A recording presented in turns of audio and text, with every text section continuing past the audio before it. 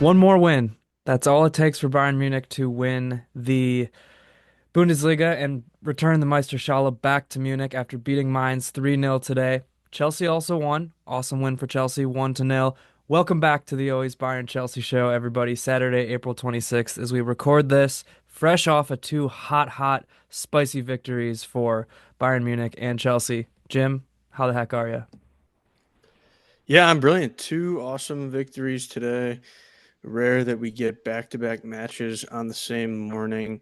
So it's a great feeling and vibes are high. I did not catch all of the Chelsea match myself. Was out celebrating a dear friend's birthday last night, so the wake up call was a little too early. Slept through it in the beginning. Yeah, understandable. It was a early game for Chelsea. We might as well start there. I don't have much to say. You made the correct decision. I'm hoping that no neutral Premier League fans out there got up early for this one. You missed just a giant snooze of a match. One of the more boring and really pathetic matches I've seen in some time. And that's even saying that when Chelsea got the victory. So, yeah, we'll start there. It was a nice victory for Chelsea in a must win match against Everton at home at the Bridge. And it's kind of coming off a very high pressure, high stakes comeback win against Fulham last week. Coming off, again, interesting comments by Enzo Maresca during the week. But hopefully, we're just blocking everything out and focusing on winning each game. And Chelsea certainly did that today against Everton. Yeah, big win for Chelsea. You've kind of been saying it. All these wins are basically must wins at this point. I think, what do they have, like four matches left or something? Bayern has three matches left, but I want to say the Premier League is 1 week more than the Bundesliga. Um, so yeah, good win for Chelsea against a tough Everton team who certainly doesn't have a lot of attacking firepower, but Everton has been known to kind of draw teams that are better than them. We've talked about it. I've personally been frustrated with Enzo continuing to lower the bar. And for I guess anybody who doesn't know, uh, Enzo was kind of saying, like, well, we don't really even expect Champions League. We're kind of punching above our weight right now. It's just frustrating to me to see him continuously like lower the bar. Yeah, real briefly on that. It's clear to me Chelsea does not have a good PR team. Enzo Maresca does not have anybody in his ear telling him how to say things. I think at this point, there's not an English language barrier for the things he's saying, seeing that he said it so many times. But the part that's frustrating to me is he keeps talking about how they haven't been in the top four the last 2 years. Yeah, completely fair. Fine. Last 2 years have not been that great. If Pochettino's boys would not have gone on a late run, last year would have been a downright dreadful year. I don't care what anybody says. I mean, they went on that late run. You could argue a lot of teams were dead at that point, and they looked great at the end, but that's why they finished sixth. So fair. But now Maresca keeps talking about how, okay, we've been in the top four all year, so we're automatically already in a better spot. I would agree if they really have kind of been in the top four all year, but really it was just the first half. Second half, they're clearly a worse team. And now they've fallen to sixth and seventh in the league. And I don't know if he just doesn't realize that it doesn't matter during the season where you are. It only matters where you are at the end of the season. Um, you know, you could say you're second in December, but if you end seventh, you still don't get to go to the Champions League. So that's just been the weird part to me. Yeah, I mean, ultimately, it's so easy for me as a manager. What you say is we're focusing one game at a time. All that matters is the next game. We got to get the 3 points the next game. That's it. End of discussion. You don't have to say, oh, well, we're doing better than I expected us to do, or I don't know if we really are going to get Champions League anyways. Like, do you want to win? Like, do you want to get Europe? I don't know. Like I said, it's simple to me. You just say we focus on the next game. 3 points. That's all we care about. Yeah, and maybe it doesn't matter what he says because Chelsea did go out and get the 3 points, rolled up to the Bridge with probably their best lineup when they're all fit Could argue Reece James should be in there, but went with Sanchez between the sticks, Caicedo inverted right back, Chalaba, Colwill, Cucurella holding it down defensively, and then you had Lavia and Enzo kind of holding down your midfield. Really just Lavia with Caicedo inverting there, as I mentioned, and then Neto, Madueke, Palmer, and Jackson up top in the attack. As I said, really kind of your strongest lineup that you have right now. And I thought Chelsea really showed that in the first 45. They quite frankly dominated the first half. Everton maybe had one shot. I'm looking at the stats now. Um, yeah, it looks like actually their one shot was a big chance. I think if that was maybe when Beto had a nice shot for them, but nonetheless, that's all they got was the one shot. Chelsea with five, but felt like they were controlling, making a lot of good passes, but really no end result.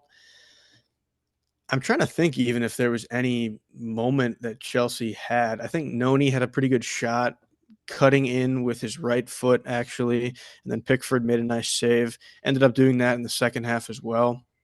And Pickford made another save. But Chelsea get a nice goal in quick transition, winning the ball back quickly. Pickford goes long to Beto. Chalaba, who I thought had a really nice day defensively, reaches with his right leg around Beto, picks it clean. Ball falls to Enzo, who first time plays it ahead to Nico Jackson. And he's in a good spot right outside the edge of the box. Maybe makes a touch, turns a little bit, and fires a real clean strike into the left corner of the net. And boy, was I thrilled. I mean, I think I even screamed at my TV. I texted you this, but I think I screamed at my TV as well. Fuck the haters, because Nico needed a goal, was desperate for a goal. We know him and Cole both are. Maresca mentioned if they're not scoring, that they won't make UCL, which I agree with. So, man, you could see the relief on Nico's face. I thought he was actually crying after he scored the goal. Yeah, that's awesome for Nico to get a goal there. Huge, huge, huge for his confidence coming back off of that lengthy injury. So, been back for a few weeks, hasn't been quite himself prior to today, but yeah, awesome for his confidence, and I hope that it continues to kind of lift him up going forward. We've talked about it maybe a little bit on this show, but more over text. I think Nico is a starting caliber player for Chelsea. I struggle seeing him as striker. I think Chelsea needs to get more of a target man kind of striker. I'm biased because that's just what I like more typically is like a number nine who's going to be more of like a target man in the box, and just somebody who's like locked in with his finishing, somebody who's so deadly and lethal with his finishing. But that being said, like Nico is too talented to not start on this Chelsea team, and it's good that he's back and getting a goal. Yeah, to me, Nico will always be a really, really effective striker against good matchups for him. I think if you bring in a second striker that's more of a box nine and plays well against the teams that are doing a low block, then you're going to have two really great strikers in this team. And maybe you can play them both at the same time if you want, or you just switch off. You got a guy who can head the ball and get all these crosses that Neto and Noni and Palmer and Reese are firing in. That's great. That's not Nico's game. And that's fine to me because I think he's shown that he can be super, super effective in the Premier League when the matchup is correct, when he can make runs, the game's a little more open. I think he's a lot better than a lot of strikers at certain things, whether it's making runs, pressing, those types of activities. So it just really, to me, depends who you're playing. Nonetheless, great to see him get the goal. And let's be honest, the rest of the game, nothing happened. Absolutely nothing happened. Dreadful to watch. Chelsea didn't seem like they were putting their best foot forward. Maybe they just wanted to win. Everton, that's just how they play. David Moyes has never won at Stamford Bridge. Everton has not won in the last 30 matches at the Bridge. So really tough to watch the rest of that match. Yeah, I think it's a little bit of a joke, but I said this is Enzo Maresca's dream, like a 1-0 win against a team like Everton, who, I mean, let's face it, I said it earlier, Everton is just gonna play like this. They're gonna be kind of compact. They're not gonna be super aggressive going for chances. Maybe some shithousery if they, are drawing late in the match and whatnot. So, yeah, I mean, maybe not the most aesthetically appealing match to win, but at this point in the season, you just got to take a win for Chelsea. But yeah, just going back to kind of what you said about Nico, I would love to see like a two striker system, I think, with Nico. I was just thinking about it when you were saying that. Sorry if this is bringing us back instead of taking us forward in this conversation, but I've texted you. I think Hugo Ekitike from Frankfurt would be a great addition to Chelsea. Even maybe somebody like Tell, although who knows exactly what's going on with Tell right now. But I think I don't know, like a two pronged. I smacked my microphone. Hopefully that doesn't pick up too loud. A two pronged like striker system, I think could be really well or could work really well. And like I said, someone like Hugo, who I don't think is mature enough to be the sole piece. I mean, we see it on Frankfurt. Once Marmoush left, Frankfurt is kind of not doing the best. I don't think he's mature enough to be the sole striker, but I think he works so well with somebody else, and I think Jackson could just benefit from a system like that. Yeah, it's funny, kind of funny because you could say that about Nkunku thinking he'd be a good second striker, and that's never worked. But I also don't think that's really Maresca's thing. Um, I don't necessarily disagree, but we'll see. Kind of what Chelsea decided to build out in the future with this team. I will say, to pivot briefly here, the only other thing really of discussion in this match is the comeback of Romeo Lavia into the starting lineup. And clearly, he makes a massive difference for this team.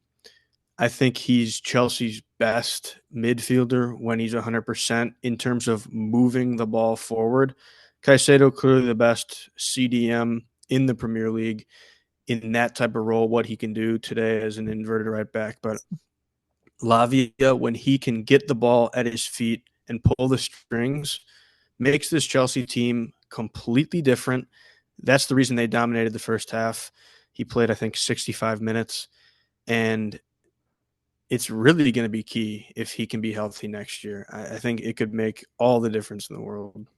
Do you think that like I'm looking at this Chelsea lineup and I think it was maybe a little bit more free flowing in practice, but this looks I mean, Sofa Score has it listed as a different formation. I don't know what it actually was. Like I said in practice, it was kind of hard to tell from what I saw. It looked almost more free flowing, but I mean, they're playing with like if Caicedo, Lavia, and Enzo Fernandez start, that's kind of like three midfielders, right? And then are they kind of doing like a pseudo back three?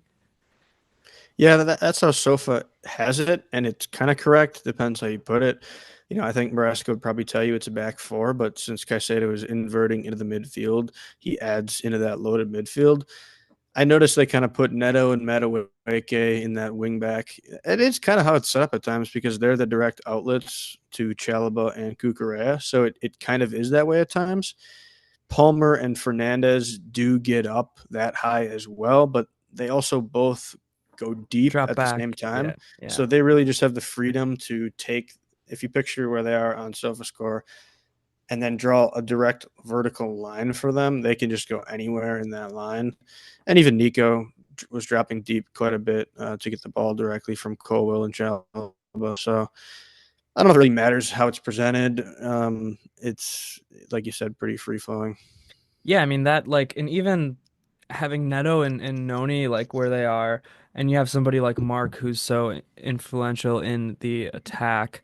That's like how I want to see Enzo Maresca set up his team basically. I don't think um that this Chelsea squad, a lot of these guys should have complete free range, but I think that they should be given more range to wander a little bit against a team like Everton. So, you know, you mentioned you liked the lineup, and I'm looking at it too, and I think it's great. Obviously, you want to see Reece James in there. At least I do, because I just he's my favorite player on Chelsea. Um, but yeah, you know, it was tough to tell in practice. Like I said, I didn't catch the whole match, caught some of it, and it was probably more in that boring portion of the match that you were talking about. So it was, yeah, kind of tough to tell what was going on. But I guess in terms of a setup, I like that. Yeah, and I will say, you mentioned Cucurella. I think he had a super strong match defensively. When you have Caicedo playing your right back, Cucurella does not get up high, as we've seen really the entire of 2025. So that's the one difference, was kind of your traditional left back. If you consider, the back three, he's kind of your left center back. Colwill is the center back. Chalaba right center back.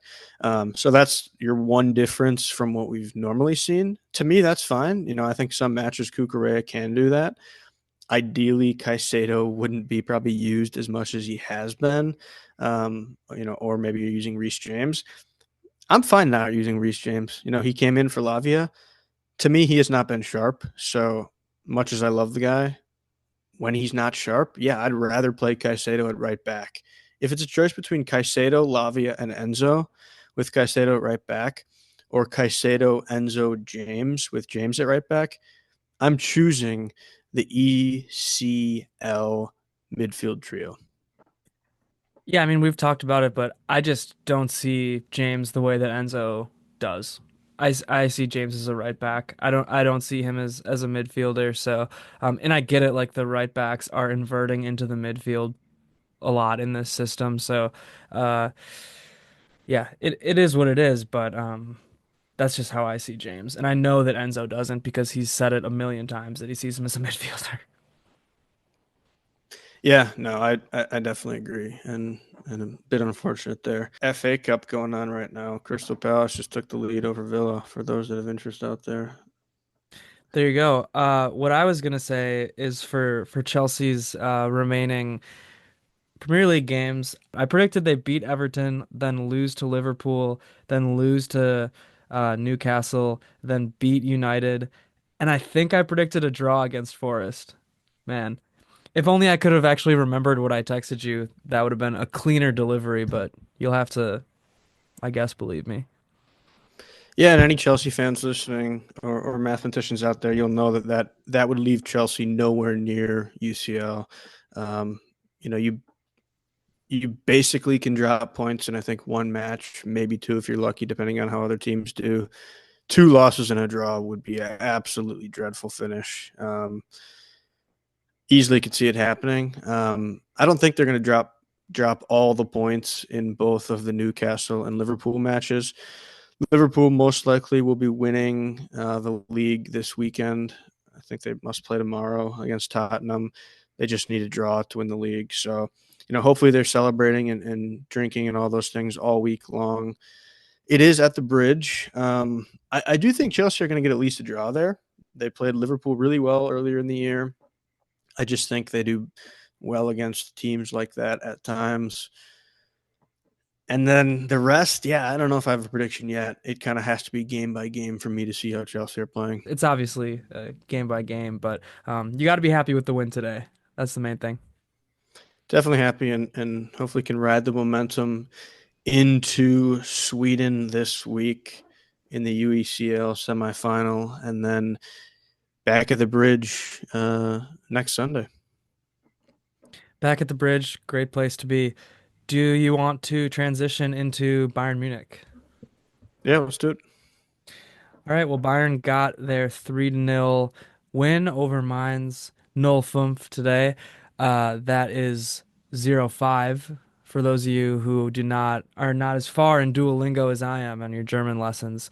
Mainz 0-5, a team that's been struggling lately for sure. They were at one point all the way up in third place, I believe, in the Bundesliga, but they sat around fourth for a while. Now it looks like Dortmund won today, so I think they'll be down in seventh. Um, with this loss as well. Dortmund under Niko Kovac has been on a hot streak, but um, yeah, I kind of mentioned this in the little short preview I put out. Mainz is a team I love. I really love their coach, Bo Henriksen. I think he's done great things with this squad. I think his coaching philosophy is great. Um, and I love his passion. I love his fire. But yeah, I just think Mainz has been punching above their weight lately. I think they're a top 10 Bundesliga side, but I don't think they're a top five team. Realistically, you look at their roster and you think, how the hell are they competing with Bayern, Leverkusen, Dortmund, Leipzig, Frankfurt, like teams that are just way more talented than them?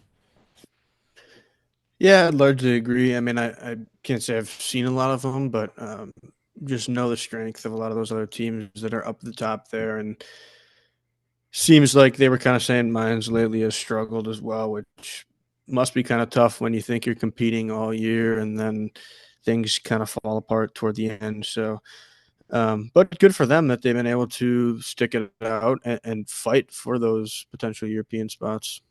Yeah, I mean they were one of the worst teams in the league last year for a good portion of the year before Bo came in and kind of turned things around. But yeah, I mean, Mainz is a club who, if you don't know the history of some of these coaches and the history of the Bundesliga, I guess both Thomas Tuchel and Jurgen Klopp coached at Mainz, so maybe known for producing some juggernauts of coaches. But let's talk about this match now because yeah, Bayern won 3-0. Awesome team performance from Bayern.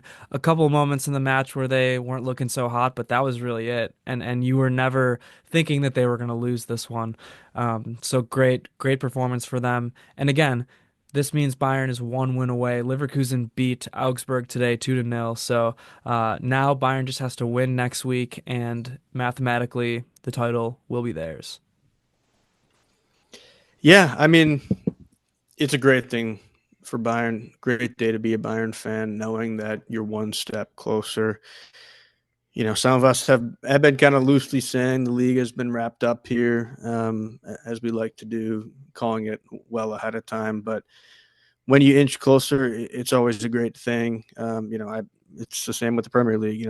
I called it for Liverpool. Probably 8 months ago. It feels like before the season even started. So um, it's just fun to do that. But yeah, no, it was a great performance by Bayern today overall, and certainly well deserving of those 3 points and the right to inch even further next week. Yeah, I mean, we saw a couple. Oh, I dropped my pencil. I'm sure that'll get picked up on the microphone too. We saw a couple of those classic Leverkusen stoppage time victories, improbable, like losing on XG, getting crushed. I mean, not crushed, but kind of getting dominated the whole match. We saw a couple of those this year, but ultimately Leverkusen ran out of steam here, and now there's rumors that half their team and their coach Xabi Alonso will be leaving next year. So it is.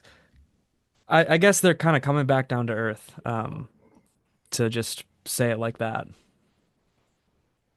Yeah, they definitely have come down to earth. I mean, in my opinion, they were never going to do it in back-to-back years, especially when you're considering that they're going to go into the Champions League, which not a lot of teams are used to being able to play at such a high level in both the Champions League and the Bundesliga or whatever league you're in. Bayern has done it every season for centuries, so they're used to it. Not all the players, but still, as a team, they're used to it. You see that with teams like Aston Villa in the Premier League, where it's just tough. So, not to mention what you kind of said, the behind the scenes stuff with Alonso, Verts, Jonathan Tah, you name any player that's probably rumored to be going to either a different team or staying or whatever. So it was always going to be tough. And you could argue at times Bayern maybe didn't have the strongest year, but at the end of the day, they have been the more consistent beast out of the two. Yeah, I mean, Bayern certainly dropped some points where they shouldn't have. But I was looking at the points totals from recent years for Bayern, and if they win out, that would put them, I believe, at 84 points, Bayern Munich, something like that. And that's actually more points than they've had in the league in a really long time. Granted, some of these seasons, like the league is wrapped up early, so you rest people and you're playing Champions League. So it's not like a one-to-one comparison. You can just compare points to points in the Bundesliga. But I will say, like, statistically, if you look at, goals scored, goals conceded, all this stuff, throughout this year and past years, it's been a really, really damn good season for Bayern Munich in the Bundesliga. Obviously, Europe is a little bit of a different story, but they've been just solid overall in the league, and they've just been doing what they needed to do, and that's what they did today. They took care of business. And good teams know how to take care of business at the end of the day, and that's what's most important coming away from this victory against Mainz today, I think. Yeah, I would agree with you. I will run through the lineup just to maybe say a little bit about how each of the players did, and then maybe say a few words about the match in total. But first of all, Jonas Erbig still in between the sticks. Neuer is working on his comeback. If you'll remember, he was brought back into intense training during the international break for some reason and re-injured his calf. He's been out now for a long, long time since that first leg against Leverkusen in the Champions League. So Jonas Erbig once again today stepped up. I mean, he wasn't tested a ton, but the kid had some really damn good saves. Second half, he had one of the best saves I've seen all year, where he was full on like parallel with the ground, full body extension, diving to save it. So he is really stepping up, and even more than his physical attributes and his physical ability to save the ball, it's just the confidence he has, the way he plays. It is like Neuer.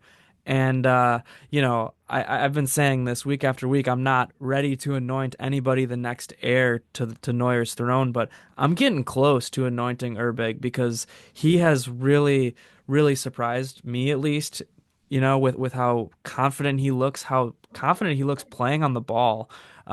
It's something that I just haven't seen from Peretz, Nubel, name it. These guys that Bayern has brought in to try to be the next Neuer. It's something that I haven't seen from them. So just wanted to shout out Jonas Erbig again there. We saw the back line of Konrad Leimer, Eric Dyer, Min Jae Kim, and Josip Stanisic. I thought it was a really good game from all of them. Kim was probably less active than the other three, but he's been injured. Leimer was so involved. It was just a classic aggressive Leimer game where Leimer is up and down the pitch, contributing offensively, defensively. Same with Stanisic, even though he's playing out of position at left back. And Eric Dyer, I mean, what can I say about him that I haven't already been saying? The guy just steps up and proves that he can be a Bayern Munich center back week after week. And you would have asked me that, if you had asked me, can he do that before he came to Bayern Munich last winter, I would have said, an outcast at Spurs? Probably not. But the guy's just stepped up. I mean, it's just the right environment for him. He's looked great. Midfield, we saw Joshua Kimmich and Alexander Pavlovich. Both of them did very solid as well, I thought.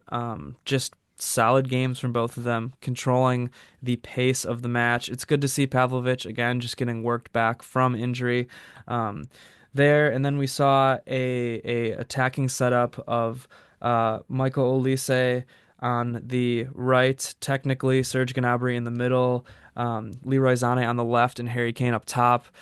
Again, when we see this lineup where you don't have Musiala or Muller in there at the 10 and you have like Gnabry at the 10, really those four attackers are just so fluid. They're almost anywhere interchanging with each other. So that's kind of how they lined up, but they were everywhere. Yeah, of note in that lineup, listening to you speak there, just love the Eric Dyer love and value that he brings to the team as always, and great to see him later in the match have some magic. But yeah, I thought it was a pretty solid lineup for Bayern when I looked at it briefly at the end of the Chelsea match, start of the Bayern match, and I do think certain guys have just been playing pretty solid lately too. So Stanisic seems like such a consistent presence there, and yeah, Erbig to me has not really done anything incredible or poor, which is great as a keeper, especially when you're technically the backup. Yeah, agreed. And then I guess I will say too, like with that attack, I thought Leroy Sané had a great game. I thought he was probably the best player on the day for Bayern Munich. I thought Michael Olise started slow, but eventually got into it and did really good. Serge Gnabry pretty much was a nothing burger today, in my opinion. He lost the ball like probably three or four times dribbling in the box, which was uh unfortunate because he's been so dynamite lately. But yeah, I mean, really no problems with the lineup. Thomas Muller was sick, so he was kind of like coming back from that. I do think now his last three matches, you got to start him. It will be interesting the rest of the year now that you do just need, basically a point to wrap up the league. When you get into the last couple that don't necessarily have anything to play for, um, what you choose to do there. Do you go on vibes? Do you go on giving guys confidence into the next season, or do you play a Muller as much as you can because he's in his last ride?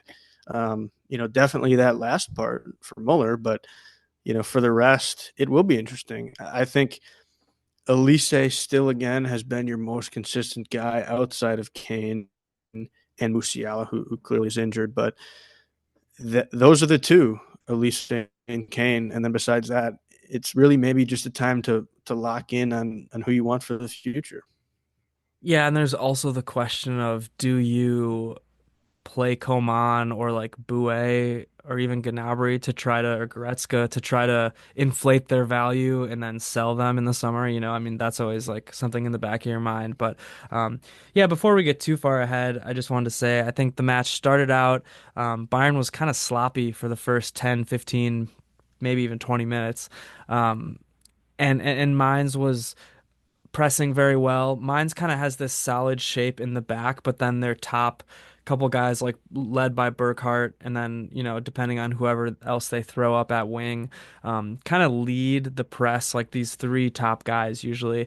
And they were kind of ruffling a few feathers in the beginning. I mean, this would have been my moment of the match potentially until something else happens later, which we'll talk about it. But Burkhardt actually missed a wide open goal that he makes in his sleep. I mean, Jonathan Burkhardt, one of the best strikers in the Bundesliga this season, and he just had an open shot right in front of goal, kind of a defensive breakdown by Bayern, but a nice pass, and he just skied it over the crossbar. So I don't think that, he makes that goal. I don't think that Bayern's in any real danger of losing the match, but I mean, it would have been different. It would have been a little bit nervy for probably a few minutes there. And I just think that like once that miss happened, totally deflating minds. And it's like at the Allianz Arena, you got to make that. You just do if you're Mainz. Yeah, tough to start a match like that if you are Mines, especially when it's a pretty big chance, at that point, if you even look at the picture of it without even seeing the video, you can tell that it was. So I don't know. It's tough because when you're a team going into the Allianz Arena, really your only chance is to get a quick goal. And then when you don't, Bayern can say, okay, we just gave you your chance. Now we're going to dominate you. And that's kind of what ended up happening for the most part. So lucky for Bayern that early chance didn't go in, but at the same time they recovered nicely and especially the rest of the first half, I thought played very well. Yeah, I mean, after that chance, Bayern just kind of controlled things, for the most part in that first half. After that, we saw the first goal come in the 27th minute from Leroy Sané. Kind of some chaos happening in the box, but Sané was so patient with the ball and maybe a couple defenders rushing after him. I don't know if Limer technically gets the assist or not. It was listed as an assist for Limer, but then they took it away. Kind of sliding the ball over to Sané in the box through some defenders. Gnabry like starts to go for it and then stops, and then Sané has the ball and like kind of makes a few moves and just buries a nice shot like through the defense. So credit to Sané there, credit to Gnabry for knowing to not go after it, to Limer for essentially setting it up, and yeah, a good team goal and kind of I guess, a weight off your shoulders at that point. It's like, all right, let's go. We got this goal. Yeah, one of those, ticky tacky.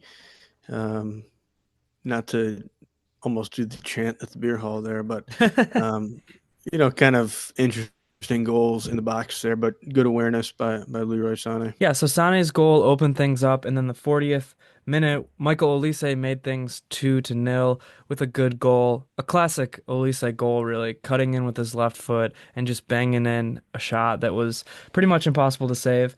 I believe that Conrad Leimer did register the assist for this one in case he didn't with his first one. He at least got on the score sheet, deservedly so. Yeah, definitely agreed. I feel like that connection's been pretty solid for a long time now.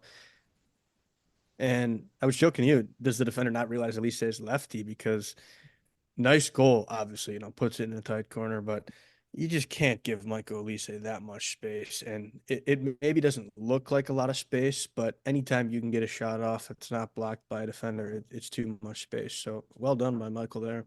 Yeah, and that's literally his trademark move. Like you know, that's not the only move that he can do, but he doesn't really have a right foot when it comes to shooting, at least. And no disrespect to Michael Olise, because I think he has been one of our best players this season. I think it would be probably between him, Kane, and Kimmich, and maybe you throw Davies and Upa in there, but it's hard because they've been injured during the stretch run. So, yeah, my point is Michael Olise, great player, but yeah, hits that one with his trademark move. Yeah, and it was great for him to get a goal. I think he definitely deserved it. As I keep mentioning, he's been one of your more consistent guys. So anytime he's playing well, I feel like that always reflects Bayern playing well. Yeah, and from there, he really turned things on. I mean, maybe I'm being a little too harsh on him, but I thought he started off the game a little bit slower. But after that goal, it was like either Olise or Zane was our most important player. And oh, I just dropped my notes, but that's okay. Um, because I can talk about this next action of the match that happened just straight from the heart because it's a matter that I consider the moment of the match because it has so many implications past this match. 46th minute, we saw Harry Kane get a yellow card, a whack yellow card, an inexplicable, in my opinion, yellow card, which means that, you know, he has 5 yellow cards now over 32, 31 Bundesliga matches. And there's no reset of the suspension rule in the Bundesliga, which I just found out that it actually resets after 19 games, which makes sense, in the Premier League.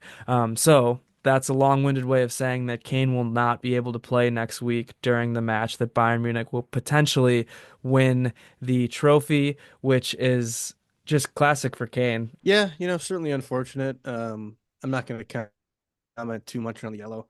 I've never been a fan of a lot of the yellows that they give out, especially when it's for time wasting or celebrating or talking crap to a ref. Refs like to make a name for themselves. They do it often, and unfortunately, that's the reality of this beautiful sport. There's some aspects of it that are not so beautiful at all.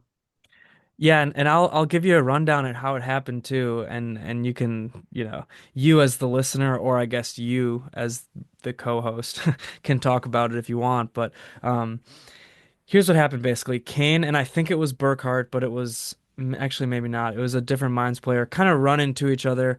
Um, Kane, a foul's called on Kane. Kane gets up and kind of picks up the ball. I think he might have thought that the foul was on Mainz, but either way, Kane gets up, picks up the ball, and like starts to go. And then more Mainz players kind of swarm him and kind of like bang into him, elbow him, try to rile him up a little bit, and he just kind of stands there. And then the ref blows his whistle and cards Kane for time wasting. So, um, just a bizarre card in my opinion. You can't do it. It's sad, as I mentioned, a sad reality of the game, things you have to deal with. Yeah, that's about all I have to say on the matter. It's the story of Kane's career, basically, which is why it's so ironic and sad. And the announcers were saying it's a tragedy. And if you're Harry Kane, it shouldn't matter whether you play or not. I You played agree. most of the season. You were a huge part of it. I can think of plenty of guys who have missed, championship moments. One that comes to mind would be John Terry missing a Champions League win for Chelsea. I think Thiago Silva missed the Champions League final for Chelsea. Do we think that they're lesser players for missing? No. I mean, they're obviously a huge part of the team. So I don't know if Kane's necessarily going to care. Could actually be a little nice rest, and then you can celebrate hard because he didn't just play 90 minutes. Yeah, I mean, when you like put it into perspective, half of Bayern's team is injured right now. Upa's not going to be there. Davies isn't going to be there. Musiala's not going to be there. So it's like all these guys who are like Bayern's most important key players aren't going to be there. So it is what it is. But it just is, man, it's just ironic that Kane's first ever trophy, he might not be playing in the match there. But yeah, anyways, back to this match, halftime then, on a sour note, and we did see Sasha Bouet come on in for Kim Min-jae, who's obviously still just dealing with tons of injuries. So Bouet comes in there, I believe, played right back. Limer slides out to left back, and Stanisic slides into being the center back with Eric Dyer. So yeah, I mean, the second half starts, and it's so clear that this back line is getting used to playing with each other and getting used to playing in these positions. Because start of the second half, first 10, 15 minutes after the half was certainly the best minds looked all match. They were putting in shots after shots, and I'm surprised that they actually didn't score one in that time period. Again, I wasn't nervous that Bayern was going to lose or anything, but I just thought that Mainz was going to get one with how they came out after halftime. Yeah, and I think if you look at the stats after two, you'd maybe think Mainz would have gotten one. Stat wise, Bayern, I don't even know if they got over 1 XG when I was looking, but I think I they think did. you I could think it still ended with say, like 1.2 or something, but yeah, not oh, okay. much. Yeah. Yeah, I mean, you still say Bayern controlled the match, and these subs come in. Sometimes you can get a little shaken up, and take advantage of that if you're the opponent, especially when you're up, by two. They say that's the most dangerous lead. More of a hockey thing, in my opinion, not as much soccer, but nonetheless, Bayern did ultimately do a nice job of holding on defensively, and Mainz did not uh, get a little sniff of net. Yeah, and that was because of Urbig and Dyer, in my opinion. Actually, Stanisic had a couple nice plays too, but Urbig had that save I mentioned earlier, I think in that time period or maybe a little bit later. But Dyer had a sliding save in there. Stanisic had a play where it was basically like a one-on-one breakout, and Stanisic like hustled back and like poked the ball away before the Mainz player could get a pass or a shot off at goal. So really just a good effort there from some of these key consistency guys like Dyer, like Stanisic, like Urbig, I guess you could say, because I think, you mentioned it, like Urbig, he hasn't done anything wrong or like necessarily super amazing, but I mean for a kid like that to come in, and you got to remember he's a kid. Keepers don't usually start this young to play like in a Champions League round of 16 in a Champions League quarterfinal and like put up some bang up performances. So yeah, again, I just want to flower Urbig here for a little bit because I think he deserves it for stepping up in a really tough spot. I mean, I don't think a lot of guys could have stepped up and handled the pressure like he did. So there you go with Urbig, but mine's being more aggressive, becoming more desperate for that goal as the match ticks on does also mean that they're going to be more vulnerable for counters. They're going to be more vulnerable and susceptible to Bayern Munich running attacks. So that's eventually what happened, like way later in the match, 84th minute, where Dyer got that goal. But we saw Bayern really pull a lot of chances in before there. Zane went off the post twice. Some really good runs from Zane. He tried to chip the keeper on one of them, which would have been so dirty. I really wish that one would have went in. And the other one was just a fiery 1,000 mile per hour classic Zane shot and just smashed off the post. But a couple of subs to mention, I guess. Coman came on for Gnabry in the 72nd minute. Muller came on for Zane in the 83rd minute. Pavlovic came off as well. Goretzka came on in that 83rd minute. But something to mention is it was Thomas Muller's 500th Bundesliga appearance. So That's just awesome. It's just freaking awesome. Congrats to Muller. Yeah, huge ups to Muller for that. 500 appearances, it's no joke. I mean, you got to be there for a long, long time. Loyalty, dedication, hard work, and talent all on display to get to that point. So huge for him. And he's going to be a guy that we're probably going to talk about for years and years to come. Yeah, complete legend of the game. Yeah, congrats to Muller there. 84th minute was when we saw the final nail in the coffin of this match, and it was none other than our boy Eric Dyer off of a corner, a great Michael Olise corner. Mines went to sleep for a second, but Dyer puts in a nice header. I mean, he just does. It's Eric Dyer for the win. Yeah, really nice corner from Elise. I love corners that are kind of near post there. And especially from a lefty in Elise and Dyer's there at the correct post and makes the correct header. So again, Eric Dyer, we're both big fans of him. He just puts in good shifts time and time again. There's really nothing else to say. I mean, he that's just what he does. And it's huge for Bayern. Do you want him to be a starter forever? No, probably not. But do you want him as a depth piece? I think, of course, you'd take him night in and night out. Easily. I don't know what Bayern's waiting for. Extend him. Like, he's cheap. He's a great locker room guy, too. I mean, Kimmich called him the best teammate he's ever had. You know how many legends of the game Kimmich has played with? And he's called That's a bit Eric. far. He did. I mean, everybody loves him. He is an important part of this team. I mean, I've said it a million times. I wish Company would have noticed him earlier, and maybe we would have seen Upamecano healthy at this point in the year. Maybe we would have seen Kim not so banged up at this point in the year. But um, it's funny. Like if you don't know, Eric Dyer's kind of a meme because of the Spurs stint. The Spurs nature of Spurs players, I guess, for lack of a better It's called uh being Spursy. Yep. yes, for lack of a better term, bottling, not winning anything. You know what I mean? I mean, I'm sure you'll love that as they are obviously a London rival of Chelsea, but um, yeah, so it's just funny to see Dyer come in and make such a big impact. And I talked about it after the Champions League matches, but 2 years in a row now, he's played better than Kim has in the Champions League, like quarterfinals, last year semis, even like round of 16. He has. And Kim has so many like better physical attributes and like raw talent about him than Dyer does. But um, you know, a big part about being a center back in my mind is that communication aspect. And for whatever reason, like Kim doesn't have it. I don't know if it's like a language barrier thing. I don't know if it's whatever, Upamecano is not very vocal either. He's more of like a lead by example guy, and he showed this year that he can um, step up when it counts. He's not going to make those silly mistakes he did in the past, where Kim kind of did this year when it mattered. And I mean, I'm feel like I'm professing my love for Eric Dyer, but I also don't think he's like a starter, but or at least a starter every match. But I think you got to extend him. I just think you do.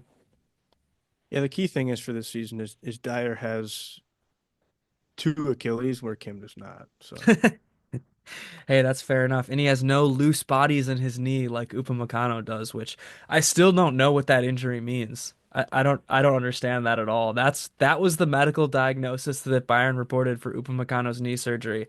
Loose bodies in his knee. really tough coming from you saying something about a weird knee injury. Hey, that's a good callback. I did have a such a strange knee injury that required surgery as a young child, a disease where blood was not flowing into a part of the bone of my knee that really is only ever really seen in old timers, but I somehow had it as a young child, so maybe that's a sign of an old soul. Could very well be. Yeah, I mean, the last thing to say about this game is we did see the Bundesliga debut for a youngster in the 88th minute. Jonah Kusi Asari, I think is how you say his name. I'm it's Asari, but I think it's the Kusi Asari part that I'm getting caught up on. But yeah, anyways, kind of like a striker. He came in for Kane, a tall, lanky at this point, but he's still a kid. Guy who really did nothing in the last 2 minutes of the match, but what could you have expected him to do? So, anyways, just good to see him get thrown in there. I hope we see more youngsters in the end of this season because Company certainly, for all the good things he's done for this team, he has not implemented the youth at all. Yeah, I think Bayern's just a tough team to implement youth unless you get toward the end of the year where you have potentially huge leads and you're crushing the league. You're playing Champions League football. That's probably what you use the Pokal for if you can, but they haven't done that well in it anyways. So it's just been tough, I think, for him to find the way to do that, especially as a first year manager. Yeah, well, here's the thing. Like, Company gets buried online and by fans for not implementing the youth. And there's some truth to that. Like, he needed to play Tell more earlier in this year. I think he needed to rotate some guys in a little bit more. But here's the thing. If he does that and then Bayern loses, he's on the hot seat right away. Young manager getting relegated with Burnley. If he loses a couple games in a row, like people will be calling for his head. So it's really like a lose-lose for Company in that situation, that scenario. Yeah, no, I definitely agree with that. Yeah, so I mean, I think we've talked about it enough, but next week, against Leipzig, that's the match that they could win the Bundesliga in. If they win the match, doesn't matter about Leverkusen's result whatsoever. Bayern Munich wins that match. Harry Kaneless. You got to start Muller, right? I guess that's one preview piece I'll give for that. I think you got to start him. I mean, Guerrero's gonna still be out. You'd really have nobody else, right? Yeah, no, it's going to be interesting to see what they do decide from a lineup perspective next week. Um, yeah, again, I'm not in Company's head, but definitely looking forward to seeing what they do. Yeah, well, Don't do it. I thought there you were might gonna be make a there head might be joke. room for you in there is all I'm gonna say. Yeah, there it is. Um, There it is. but yeah, I mean, you know, Bayern Munich beat Leipzig 5-1 earlier this year in what you could argue was their best match of the season. And they actually lost to Mainz 2-1 in what you could argue was their worst match of the season. So we'll see what's going to happen. Leipzig will be fighting, fighting, fighting for Champions League.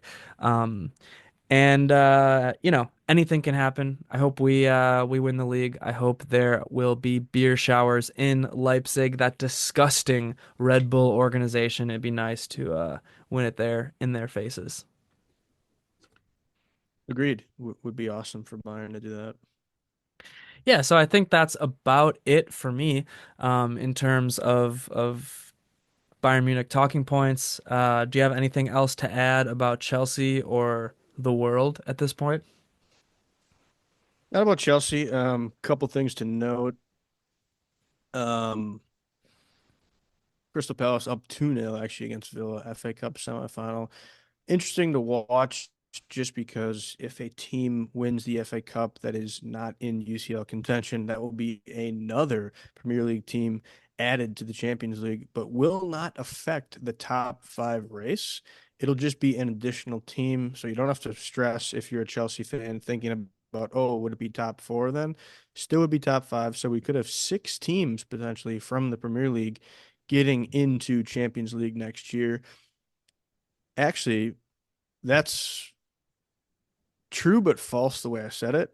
Um, because it wouldn't be Champions League for the FA Cup necessarily, but it would be Europa, I think, because that's what happened with United last year. They won the FA Cup, got into Europa, but there could be a team added to the Champions League because of the Europa. Is why I was getting those mixed up. Hmm. If Tottenham or United win the Europa, which they're both in the semi, if I was a betting man, I would guess one of them do win it. They would get into the Champions League because of winning Europa. So we could have an additional team in the Europa and an additional team into the Champions League, and really an additional team in the Europa if Chelsea win the Conference League but don't get the Champions League. I think then you could have three potentially in Europa, which would be interesting. Um, but nonetheless, things to watch there. And then another thing in English football that is so, so special. A result right now that, if it holds, would be just astronomically insane. In fact, Wrexham right now are up 2-0 against Charlton, playing at home. One match remaining in League One. If that result holds, they will be through on automatic promotion to the championship. Just crazy. I mean, I started watching their documentary, Welcome to Wrexham. You know, they bought the team in the National League, which is non-league technically, the fifth league down. Their first season, they make the playoffs, but don't quite make it. Really tough to get out. Only one team makes it out. Then they make it into League Two, instantly promoted to League One, and now to be instantly promoted to the championship would be so unprecedented and really quite special. So shout out to them. Wow, it sounds like they're only, I guess, 2 seasons away from the Premier League. Yeah, it's definitely a different beast. I would be expecting them to be a bottom half championship team for sure for next year and probably even the year after. I mean, from a wage perspective, from a skill perspective, tactics, managerial, it's just a different beast, and they probably need outside investment as well. So, going to be tough, but either way, it's quite the journey they've been on. Well, it's almost as good of a story as Heidenheim. Yeah, maybe so, maybe so. Shout out to them, All right, unless well, they go down. unless they go down. Yeah, if you didn't know, the Bundesliga is different from the Premier League in promotion relegation. Bottom two teams automatically relegated. Top two teams in the Zweite Bundesliga automatically promoted. The third place team in the Zweite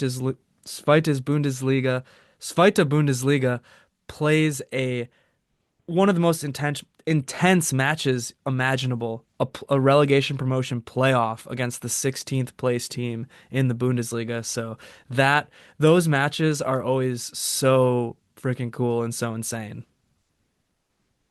Yeah, that does sound awesome.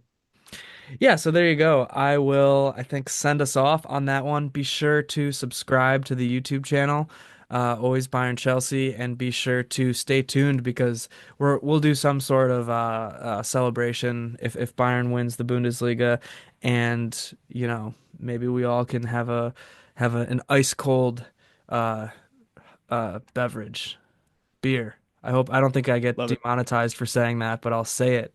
Beer. I can drink beer if Bayern wins the Bundesliga. So I'll send us off now. Mia san Mia. Up the Chelsea.